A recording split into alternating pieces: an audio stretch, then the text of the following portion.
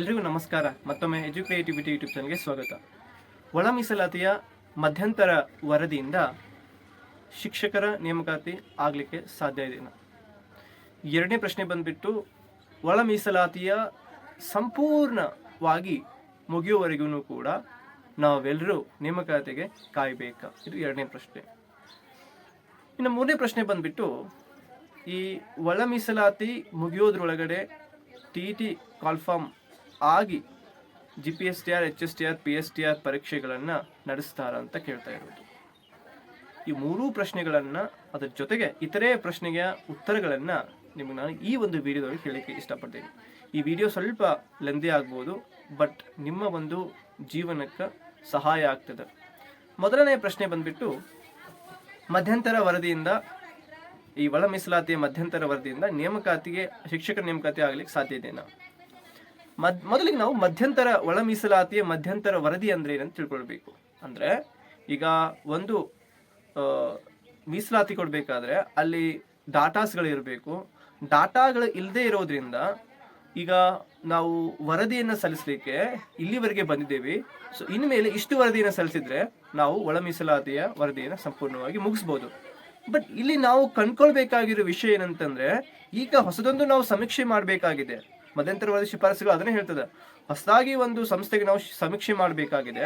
ಆ ಸಮೀಕ್ಷೆ ಮುಖಾಂತರ ಅಲ್ಲಿ ಇರುವಂತಹ SC ಮತ್ತು ST ಅಂದ್ರೆ ಆ ಒಂದು ಜಾತಿಯ ಉಪಜಾತಿ ಎಷ್ಟು ಅದಾವ, ಅವರು ಎಷ್ಟು ಜನ ಜನಸಂಖ್ಯೆ ಇದೆ, ಅದನ್ನೆಲ್ಲ ತಿಳ್ಕೊಳ್ಬೇಕಂತಂದ್ರೆ ಹೊಸದೊಂದು ಸಮೀಕ್ಷೆ ಮಾಡಬೇಕು. ಸಮೀಕ್ಷೆ ಆದ್ಮೇಲೆ ಅದನ್ನ ಆ ಒಂದು ಡಾಟಾ ಇಟ್ಕೊಂಡು ಅವರು ಸಂಪೂರ್ಣವಾಗಿ ಈ ಒಂದು ಒಳ ಮೀಸಲಾತಿಯ ಒಂದು ವರದಿಯನ್ನು ಕೊಡ್ಲಿಕ್ಕೆ ಸಿದ್ಧ ಇದ್ದಾರೆ. ಹಾಗಾದ್ರೆ ಇದು ಎಲ್ಲಿವರೆಗೆ ಟೈಮ್ ತಗೊಳ್ತೈತಿ ಒಳ ಮೀಸಲಾತಿ? ಅಫ್ಕೋರ್ಸ್ ಇದು ಆಗಸ್ಟ್ ತಿಂಗಳವರೆಗೂ ಕೂಡ ಟೈಮ್ ತಗೊಳ್ತಿದ್ದ. ಅದಾದ್ಮೇಲೆ ಹೀಗಾಗಿ ಮಧ್ಯಂತರ ವರದಿಯ ಒಳ ಮೀಸಲಾತಿ ಏನಿದೆಯಲ್ಲ, ಈ ವರದಿಯಿಂದ ನೇಮಕಾತಿ ಆಗಲಿಕ್ಕೆ ಸಾಧ್ಯ ಇಲ್ಲ. ಸೊ ಒಂದ್ ವೇಳೆ ಆಗೋದಿದ್ರು ಕೂಡ ಅಲ್ಲಿ ತರಾತುರಿ ಆಗಿ ಮತ್ತೆ ಕೆಲವೊಂದಿಷ್ಟು ಅಭ್ಯರ್ಥಿಗಳು ಕೋರ್ಟ್ ಮೆಟ್ಲಿಗೆ ಹೋಗುವಂತಹ ಸಂದರ್ಭ ಕೂಡ ಎದುರಾಗ್ತದೆ. ಹೀಗಾಗಿ ಮಧ್ಯಂತರ ವರದಿಯಿಂದ ನೇಮಕಾತಿ ಆಗಲಿಕ್ಕೆ ಆಗುವುದಿಲ್ಲ, ತಡ ಆಗ್ತದೆ. ಅದನ್ನ ನೀವು ನಂಬೇಡ್ರಿ. ಇನ್ನು ಎರಡನೇ ವಿಷಯ ಬಂದ್ಬಿಟ್ಟು, ನಾನು ನಿಮ್ಗೆ ಆಲ್ರೆಡಿ ಹೇಳ್ಬಿಟ್ಟಿದ್ದೇನೆ, ಶಿಕ್ಷಕರ ನೇಮಕಾತಿ ಆಗ್ತದನ ಅಂತ. ಶಿಕ್ಷಕರ ನೇಮಕಾತಿ ಬಂದ್ಬಿಟ್ಟು ಈ ಒಂದು ಒಳ ಮೀಸಲಾತಿಯ ಒಂದು ವಿಶೇಷವಾದ ಕಾರಣ ಹಿಡ್ಕೊಂಡು ಮುಂದೂಡಲಾಗ್ತದೆ. 2 ರಿಂದ 3 ಬಾರಿ ಇದು ಆಗ್ಬೇಕಾಗಿರೋದು. ಶಿಕ್ಷಕರ ನೇಮಕಾತಿ 2024 ಬಜೆಟ್ ನಂತರದ ಒಂದು 2 ತಿಂಗಳೊಳಗನೆ ಅವ್ರು ನೇಮಕಾತಿ ಮಾಡ್ಬೋದಿತ್ತು. ಬಟ್ ಇಲ್ಲಿವರೆಗೆ ಮುಂದುವರಿಸಲಿಕ್ಕೆ ಕಾರಣನೇ ಈ ಒಂದು ಒಳ ಮೀಸಲಾತಿ ಅಂತ ತೆಗೆದುಕೊಂಡಿದ್ದು. ಕೆಲವೊಂದಿಷ್ಟು ಮಾತುಗಳನ್ನು ಹೇಳ್ತಾರೆ, ಸರ್ಕಾರದ ಕಡೆ ಆರ್ಥಿಕವಾಗಿ ಸಬಲರಾಗಿಲ್ಲ, ಹೀಗಾಗಿ ಇದನ್ನ ಅವರು ಈ ಒಂದು ಕಾರಣ ವಡ್ಡಿ, ನೆಪ ವಡ್ಡಿ ಮುಂದಾಗ್ತಾ ಇದ್ದಾರೆ ಅಂತ. ಇನ್ನೂ ಆದರೂ ಕೂಡ ಅನೇಕ ವಿದ್ಯಾರ್ಥಿಗಳು ತಮ್ಮೆಲ್ಲ ಮನೆಯನ್ನು ಬಿಟ್ಟು ಧಾರವಾಡಕ್ಕೆ, ವಿಜಯಪುರಕ್ಕೆ, ಬೆಂಗಳೂರಿಗೆ ಹೋಗಿ ಓದ್ತಾ ಇದ್ದಾರೆ. ಆದಷ್ಟು ಬೇಗ ಒಳ ಮೀಸಲಾತಿ ಜಾರಿ ಆಗಲಿ.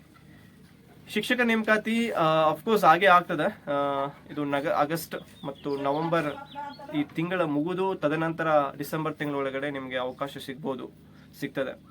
ಎಸ್ಪೆಷಲಿ ಇಲ್ಲಿ GPSTR ಪೋಸ್ಟ್ ಜಾಸ್ತಿ ಇದಾವ, PSTR ಪೋಸ್ಟ್ ಜಾಸ್ತಿ ಇದಾವ, ಅಥವಾ ನಮಗೆ ವಸತಿ ಶಾಲೆದು ಜಾಸ್ತಿ ಇದಾವ. ಅನೇಕ ಗೊಂದಲಗಳನ್ನು ನೀವು ಉಂಟು ಮಾಡ್ಕೋಬೇಡಿ. ನೀವು ಅಫ್ಕೋರ್ಸ್ ಯಾರು ಕ್ವಾಲಿಫೈ ಇದ್ದೀರಿ, ಪೇಪರ್ 1ಗೆ ಯಾರು ಕ್ವಾಲಿಫೈ ಇದ್ದೀರಿ, TET ಪೇಪರ್ 2 ಯಾರು ಕ್ವಾಲಿಫೈ ಇದ್ದೀರಿ, ನೀವು ಪ್ರಿಪ್ರೇಷನ್ ಮಾಡ್ತಾ ಇರಿ. ಸೊ ನನ್ನ ಪ್ರಕಾರ ಈಗ ಸದ್ಯಕ್ಕೆ GPSTR ಪೋಸ್ಟ್ನ ಹೆಚ್ಚಿಗೆ ಮಾಡ್ತಾ ಇದ್ದಾರೆ.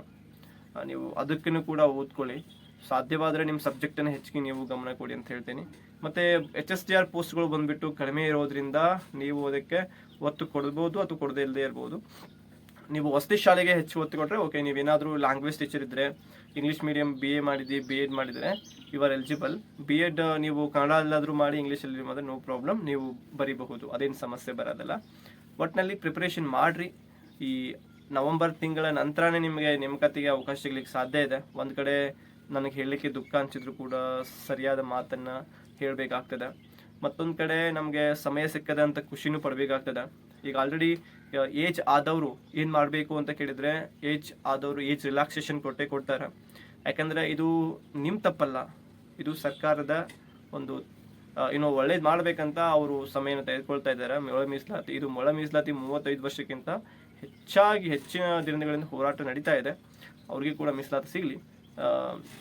ಇನ್ನು ಕೇಂದ್ರೀಯ ವಿದ್ಯಾಲಯ, ನವೋದಯ ಮತ್ತು ಏಕಲವ್ಯ ಶಾಲೆ ಒಳಗಡೆ ಕೂಡ ನೇಮಕಾತಿ ಪರ್ವಗಳನ್ನು ಆರಂಭಿಸ್ಲಿಕ್ಕೆ ರೆಡಿ ಆಗಿದ್ದಾರೆ. ಈಗ ಆಲ್ರೆಡಿ ಅದರದ್ದು ಒಂದು ಕರಡು ಕೂಡ ಸಿಕ್ಕಿದೆ.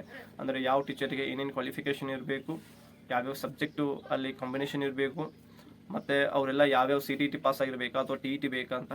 ಸೊ ಹೀಗಾಗಿ ನೀವು focus on the main exams, that is your CET exams along with the TET ಪರೀಕ್ಷೆ ಕೂಡ ಆದಷ್ಟು ಬೇಗ ಅಂತಂದರೆ ಈ ಒಂದು ಮೇ ತಿಂಗಳ ಒಳಗಾಗಿನೇ ಆಗ್ತದೆ.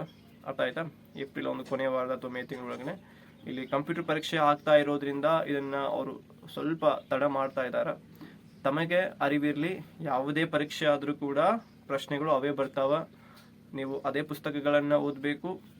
ಆದರೆ ಅಂದರೆ ನೀವು ಬರೆಯುವಂಥ ಪರೀಕ್ಷೆ ಬೇರೆ ಆಗ್ಬೋದು, ಆಫ್ಲೈನಿಂದ ಆನ್ಲೈನ್ ಹೋಗ್ಬೋದು. ಬಟ್ ನೀವು ಮನಸ್ಸು ಮಾಡಿದರೆ ಎಲ್ಲವೂ ಕೂಡ ಜಯಿಸಲಿಕ್ಕೆ, ಗಳಿಸಲಿಕ್ಕೆ, ಗುರಿ ಮುಟ್ಟಲಿಕ್ಕೆ ಸಾಧ್ಯ ಇದೆ. ನೀವು ಕಂಟಿನ್ಯೂಸ್ ಆಗಿ ಓದುವುದನ್ನು ನೀವು ನಿಲ್ಲಿಸದೆ ಓದುವುದನ್ನು ಮರಿಬೇಡಿ, ಓದ್ತಾ ಇರಿ. ನಿಮ್ಮ ಪ್ರಶ್ನೆಗಳನ್ನು, ಸಮಸ್ಯೆಗಳನ್ನು ಕಮೆಂಟ್ ಬಾಕ್ಸ್ ಒಳಗೆ ಹಾಕಿರಿ. ನಾನು ಅದಕ್ಕೆ ಟೈಮ್ ತೊಗೊಂಡು ರಿಪ್ಲೈ ಮಾಡ್ತೀನಿ. ಐ ಥಿಂಕ್ ಈ ವಿಡಿಯೋ ನಿಮ್ಮೆಲ್ಲ ಡೌಟ್ಸ್ಗಳನ್ನು, ನಿಮ್ಮೆಲ್ಲ ಸಮಸ್ಯೆಗಳನ್ನು ಕ್ಲಿಯರ್ ಮಾಡಿದೆ ಅಂದ್ಕೊಳ್ತಾ ಇದ್ದೀನಿ. TET ಪರೀಕ್ಷೆನೂ ಆಗ್ತದೆ, GPSTR, HSTR, PSTR ಕೂಡ ಆಗ್ತಾವೆ. ಕೇಂದ್ರೀಯ ವಿದ್ಯಾಲಯದೊಳಗಡೆ ಅಲ್ಲಿ ಆಗ್ತದೆ, ನವೋದಯ ಆಗ್ತದೆ, AMRS ಆಗ್ತದೆ. ಎಷ್ಟು ಅವಕಾಶಗಳು ಅದಾವ ಅಂತಂದ್ರೆ ಹೇಳಿಕೆ ತೀರ್ದು. ದಯವಿಟ್ಟು ಓದಿ, ಆಗ್ತದೆ. ನಮಸ್ಕಾರ.